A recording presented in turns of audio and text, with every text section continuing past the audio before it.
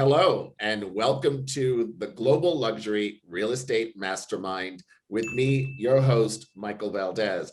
Today's guest is somebody who I've known. My God, David, I was trying to figure this out. I think it's 15 years now, and someone who I haven't seen in a couple of years, so it's really fun to see him. David Russell, Chief Marketing Officer of Chestertons. Welcome to the show. How are you, my friend? Thank you, Michael. It was a surprise and an absolute pleasure when you asked me to be part of your podcast. I've been a constant stalker of it, and I'm proud to be on it. So thank you, and I'm well, to answer your question.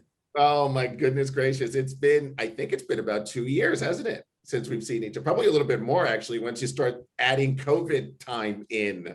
I think so. It feels like more than 2 years because of COVID, but probably about 2 years. Yes. You know, just off camera, we were just talking about your lovely daughter, and I can't believe that she's 18 because in my mind, she's frozen at age 10, which is really when we were hanging out and working together. So it's insane that she just went to prom. Yeah, it's more insane when you see the dresses that her and her friends are wearing and all the boys are around them. But hey. This is when your sharpshooting skills come in. Absolutely, yeah. So, David, you have had such an amazing career in a lot of different sectors, some really interrelated. But for the sake of the audience, which is now, you know what's so amazing? You and I spent a lot of time when I lived in London, and we both worked for Sotheby's and things like that. But this podcast has now sort of gained its own audience, and we're now in over 70 countries. So for those people that are outside of the UK and don't know who David Russell is, can you just give a little bit of your background for our audience, please? Yeah, for sure, Michael. So I guess my story starts where initially I had the boyhood dream of becoming a chef. So that's really where it started for me. I wanted to be a chef, but I guess I quite quickly realized that being a chef, you've got to work very bad hours, you get very low pay. So I realized that maybe that wasn't for me because I'm quite commercial. So I kind of moved into the world of hotels. So that's what I did at university. I studied hotels and business. But again, being quite selfish, I wanted to go and work in America for a year. So I worked in Michigan, which is where I met my good lady wife of 26 years. And probably at that point in time, I realized that branding was important because I have a very good English brand and my wife liked Englishness. And everyone working in that hotel liked Englishness. So I really played that up. So I kind of realized that maybe I'm quite good at sales and marketing because it's all about branding. And then I was inspired. So my first job was in a hotel company, which focused on theater and London and concerts. And my mentor there was a guy called Ray Jones. And he's the most inspirational person I've kind of ever met. And he intrigued me. So I kind of wanted to follow him. And then ever since then, I've been passionate about brands, passionate about inspiring people like your good self. And it's been a journey. It has been fun. And don't worry, I am not going to give your secret away that you're actually from New Jersey. And this is a put-on accent. I will not tell anyone. Don't you worry about that. My New Jersey accent, yeah. You've tried that in the past and it hasn't gone well for you. I have, yeah. I wouldn't be a great actor, that's for sure. So tell me a little bit about, hospitality. You spent a great deal of time there, over a decade, and then you came into the real estate world. So obviously with hospitality, you dealt a lot with customer service, but it's a different sector. So tell me one thing which you think is very similar in that world of hospitality to real estate, and then one thing which you think is vastly different. Yeah, good question. It's weird, isn't it? A lot of people I work with in the world of real estate also have a big connection back to hotels. So there's definitely a lot of crossover. And as you said, it's really all about service at the end of the day, isn't it? You think hotels, it's all about passion, the concierge-like service, attention to detail, thinking about what the customer wants before they've even thought about it themselves. That's all about hospitality. And it's really all about real estate, isn't it? It's about understanding where people are in their life, what they might want to do next, taking away the stress. So all the technology in the world, all the branding, everything, it's still about people. And I think that's where hotels and real estate is the same. Where it's maybe different is, I guess, in the world of hotels and holidays, ultimately, if you get an amazing bed, which is the most perfect bed and pillow you've ever had, if the shower is strong, and if you can go for an amazing meal down in the restaurant and you get a good drink, your experience is quite good. So it's a product. I think Right. in the world of real estate, my view is you kind of have to tell stories and paint pictures of the dream. It's about the family experiences, being in the dining room overlooking the back garden. So it's maybe less about the product in the world of real estate. It's about helping customers understand what their life might look like and how they can achieve that life in an efficient and desirable way.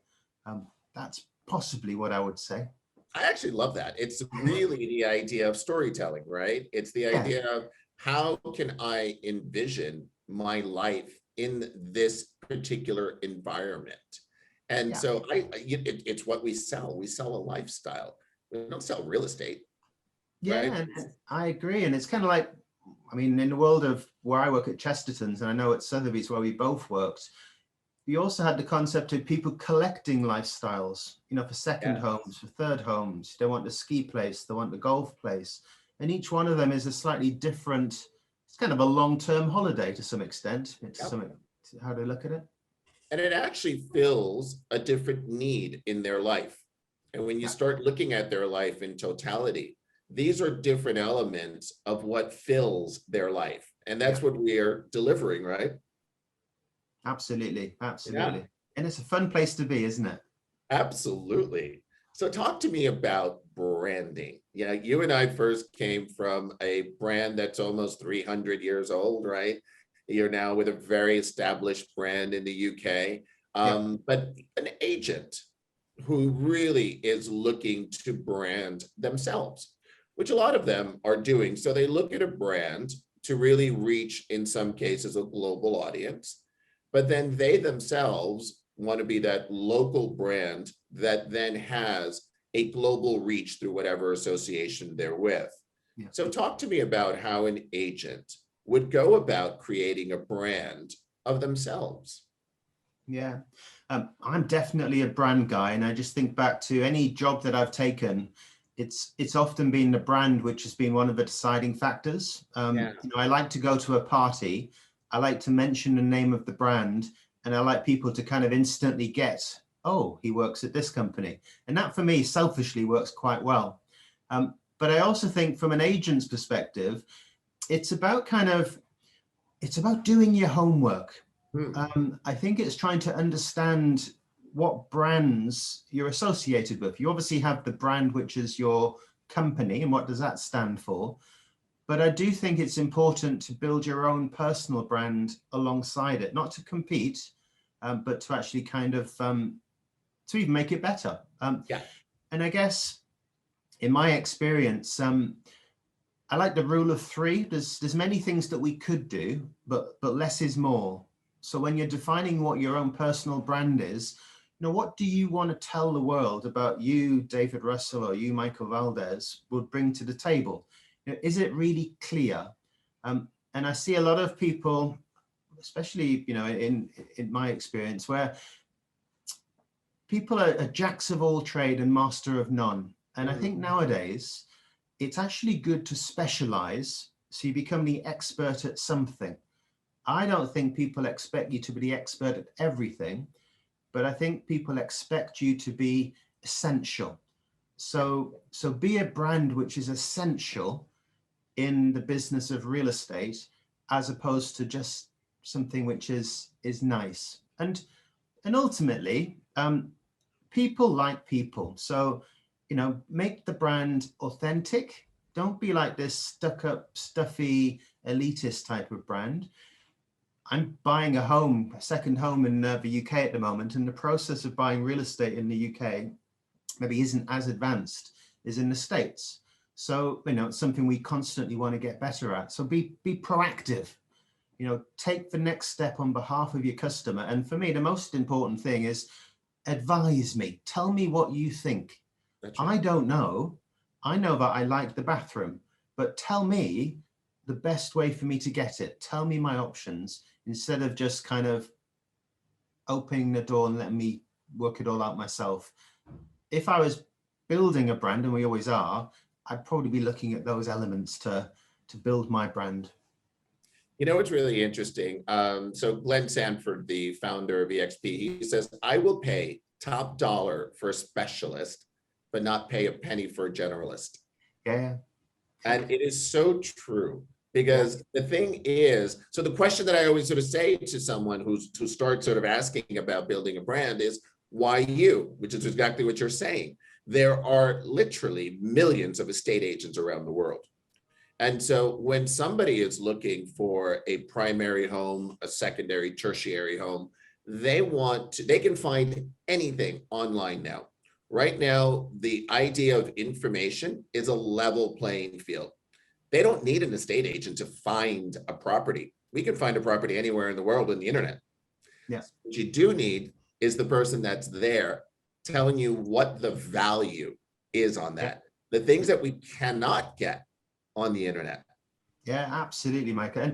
And to some extent, in our modern world, my brand might simply be, I know how to get things done. So I don't need to be the expert in anything, perhaps, other than bringing all the pieces of the pie together, because I know, like you know, lots of people are good at certain things. If I can harness all that together to make the customer experience amazing, then that's my brand. So I think it can be anything, but make it specific what you truly are trying to do. So I think the key word is always trying to be an advisor. Yeah. Right. It's not the idea of being an agent or broker. That's transactional. Yeah. What you're trying to achieve is to be that trusted advisor that becomes generational, where you're dealing with the parents and the children and the next generation, because that's what you do in building a career. Yeah, absolutely right. Yeah. Yeah.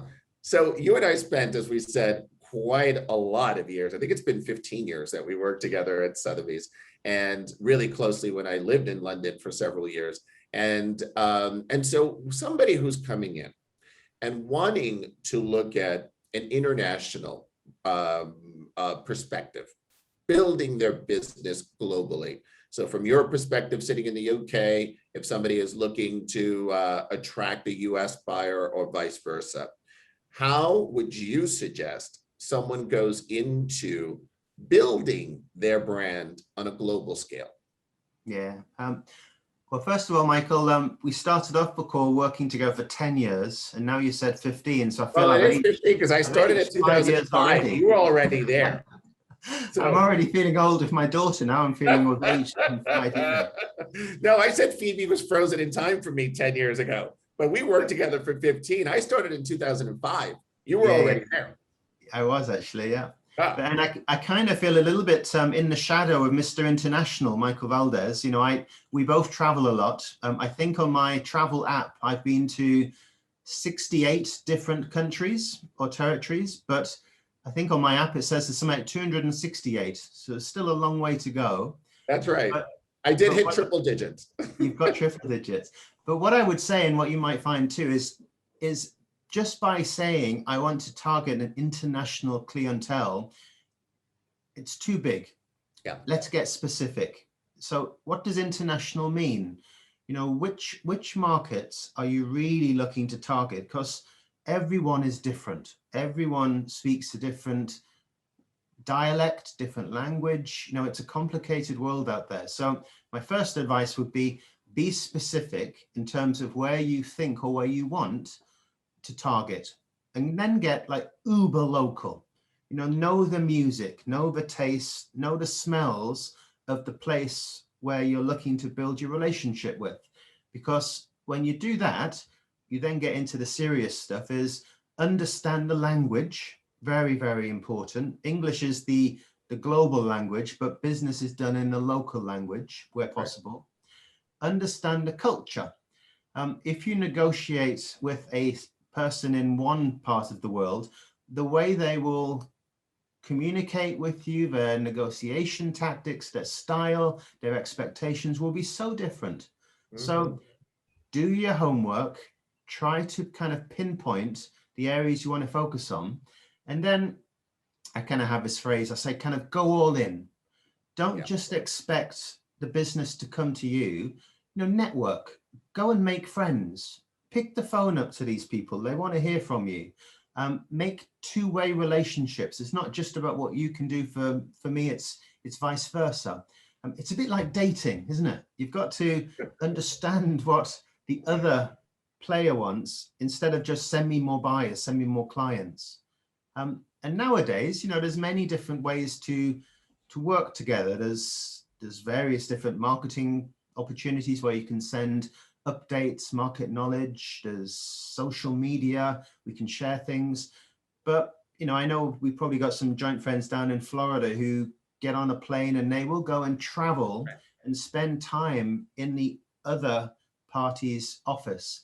It's fantastic to do it just from a lifestyle, but it makes a big difference.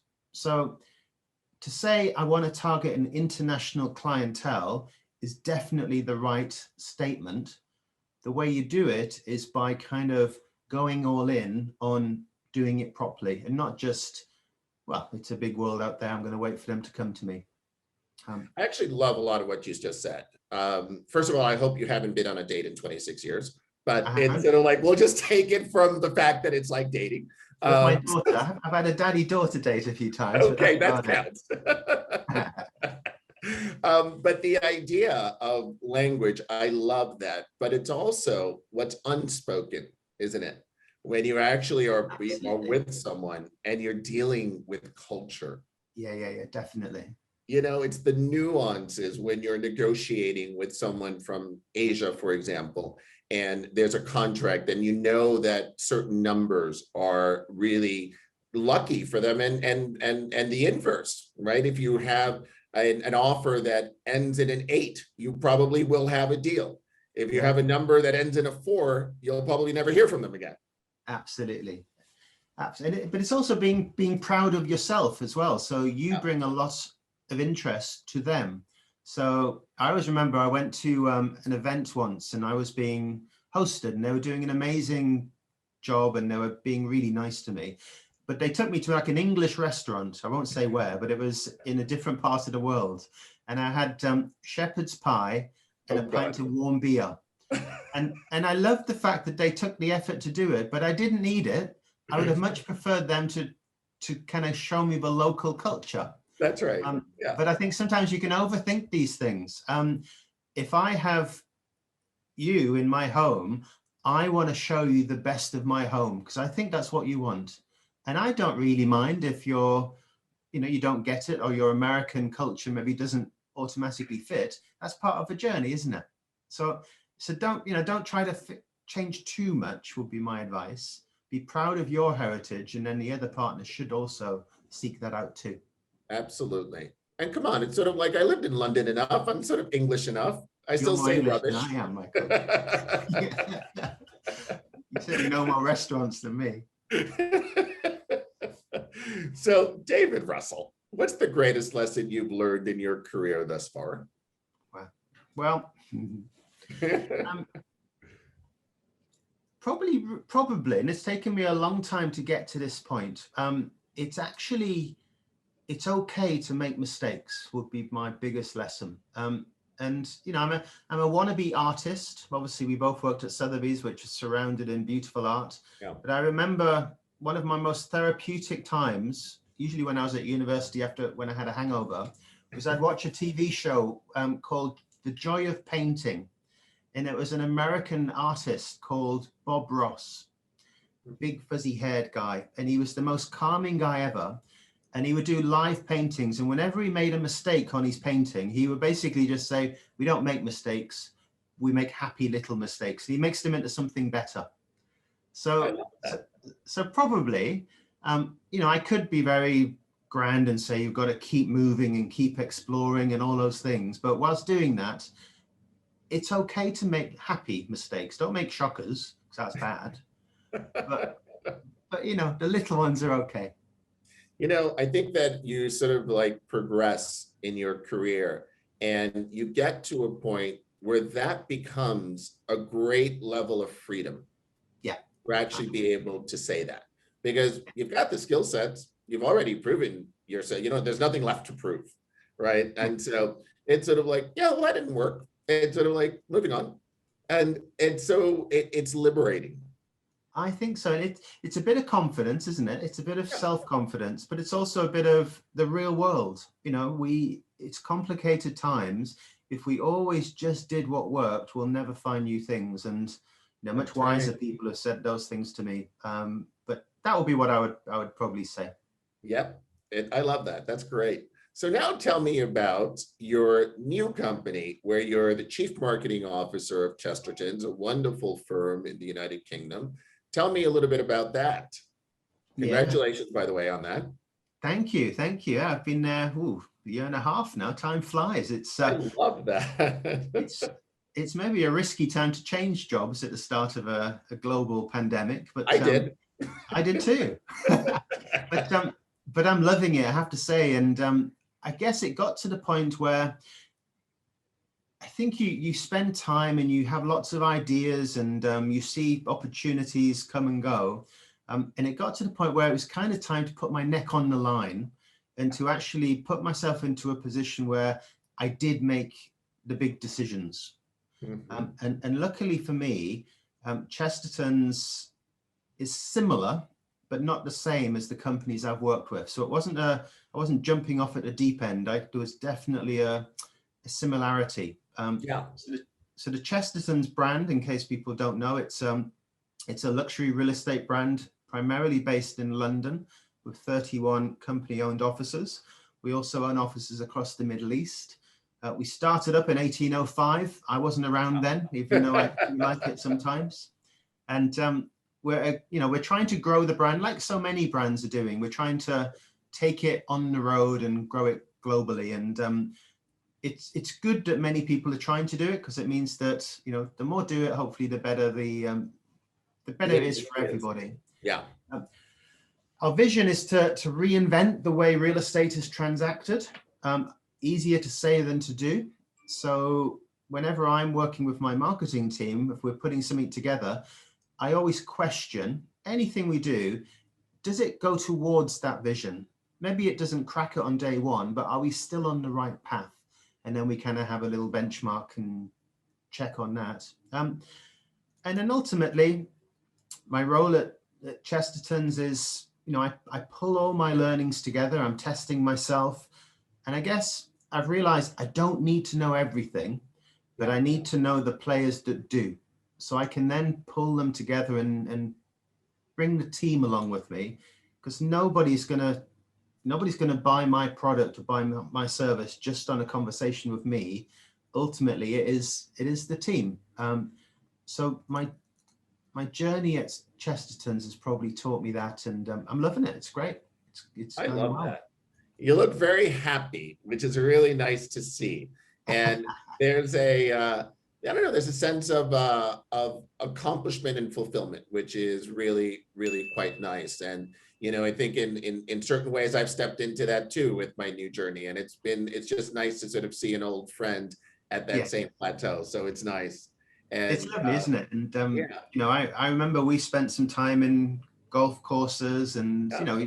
it's nice when people you work with do well, and you see how it all kind of transpires. And I just look forward to when we have the best reunion party in the world. It's going to be a lot of fun. It's good now that the world is starting to open up again. This is going to be fun. Absolutely. I love Absolutely. it. Now, you are also a high performance driver, and there's a lot of concentration, hopefully, and skill to do that effectively. So, talk to me about what focus means to you. Yeah. Yeah, I guess my guilty pleasure or my midlife crisis is when I didn't want to be a chef, I wanted to be a Formula One racing driver. But I Because never that's really what you had. do, actually. You go That's from what being you a do. chef to a Formula One driver. It makes perfect sense. But I never really had the time or the money to do it. So luckily, your circumstances changed, and I did get an opportunity to go on. It's called the Caterham Racing Academy. So they basically they take you at the very lowest level, And back then they also had a Formula One racing team, and you could basically progress. And it was life-changing for me, in that it started off with, I had to build my own race car. So I physically got it delivered to my house, and I had friends come round and we basically built it together. And I know nothing about cars. So this was like the best boy project ever. But it truly was focused, because they give you a big, massive manual, which you've got to do in order. And you know that if you don't do it correctly, when you go to drive it for the first time on a racetrack, going into that first corner, the wheel might fall off. So that focuses your mind quite quickly. But then what they do is you then, everyone can drive fast. Everyone can get a fast car and drive it, but not everybody can race a car. So again, you then learn the technique of racing something. So it's about, not just about going fast, it's about how you approach a corner, or how you look at the track, or how you focus on the weather conditions. It's about precision. It's about teamwork. So all of the elements in racing, I use endlessly, and I bore all my colleagues with work analogies, because you've got to plan ahead. It's really scary.